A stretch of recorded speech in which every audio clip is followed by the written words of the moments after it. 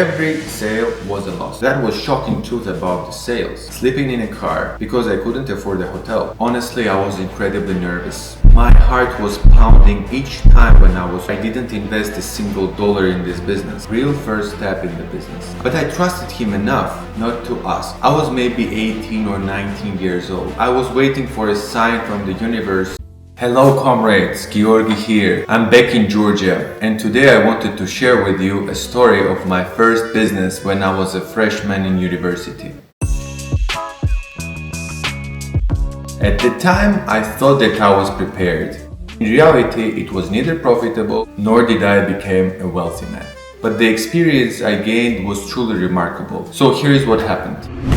A friend of mine shared my contact with his stepfather, who was trading Japanese cars internationally. This man discovered that Georgia was a promising market because even though the main steering wheel side in Georgia is on the left, it is still possible to have cars with a steering wheel on the right. And therefore, Japanese cars in Georgia were super popular because of their affordability and durability. This man has reached me out. I was maybe 18 or 19 years old and offered me an opportunity to organize the sales of these cars in Georgia. Of course I accepted. I was waiting for a sign from the universe and I thought that was the sign. So this guy had around 5 leftover cars and decided to test Georgian market. He told me, Georgi, please organize logistics, customs clearance, marketing and sales. However, he never told me the prices of the cars that he's going to supply me in Georgia. But I trusted him enough not to ask. I assumed he knew what he was doing. That was my real first step in the business. I registered the company, contacted logistics providers, and started setting up everything. And by the way, I didn't invest a single dollar in this business. Honestly, I was incredibly nervous. My heart was pounding each time when I was calling the logistics service providers and asking for the delivery of containers from Japan to Georgia. It might seem as very easy task to conduct. However, when you are doing it first time and when you are kind of a computer obsessed kid who loves to play strategy games and is not really into real communication with persons in life,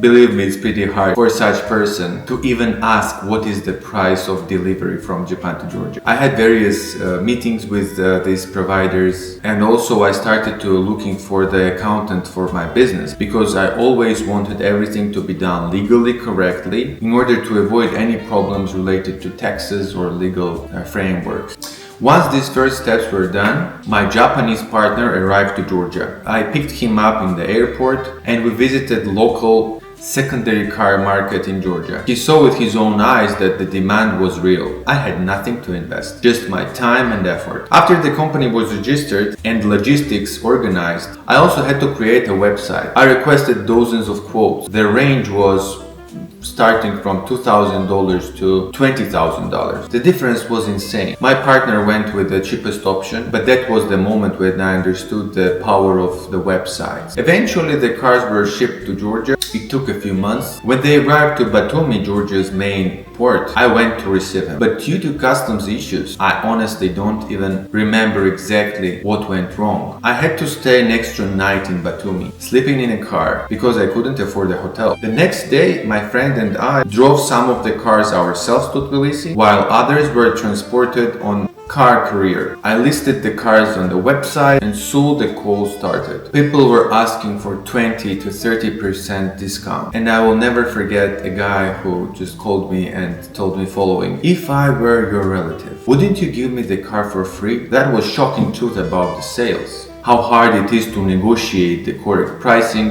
especially in this market. The first problem came when I received the car prices from my partner after I'd already listed them in accordance with the market price in Georgia. It turned out that the prices he gave me were higher than the actual market price of the cars in Georgia. He just made them up. And the result was that I was selling every car at a loss. Meanwhile, he sent me a second container with even more cars. I went through the same customs chaos and delivery work again. And again, I sold all the cars at loss. In total, I think we sold around 12 cars. Then we tried switching to motorcycles. I met with local enthusiasts in Tbilisi who placed the orders and we sold a few, but sales were slow. They needed maintenance and repairs, and I knew nothing about motorcycles. And about cars as well, frankly. The whole project lasted about 1 or 2 years. I didn't make any profit. Every sale was a loss, except maybe few, but they didn't make changes of the overall picture. Even when I sold cars for the price that was above market price, it was still below the invoice price my partner gave me. So why didn't this work out? Market situation. The supply of Japanese cars in Georgia was already exceeding demand, making competition fierce and prices low. Secondly, it was an inexperience. I was totally new to business. I didn't understand the product and I was nervous dealing with the partners, logistics, customs, clients and suppliers. Third, I would say transparency. I didn't know the prices of the goods that I was receiving from Japan and the possible profit that I had to gain from this. And finally, by the way, in a few months after we finished sale of the last car, tariffs on right-handed cars tripled, making their import impossible, basically. At the same time, I'm truly grateful for this experience. What I gained from this? I got a taste of doing real business, dealing with clients, suppliers, government authorities, customs officers, and accountants.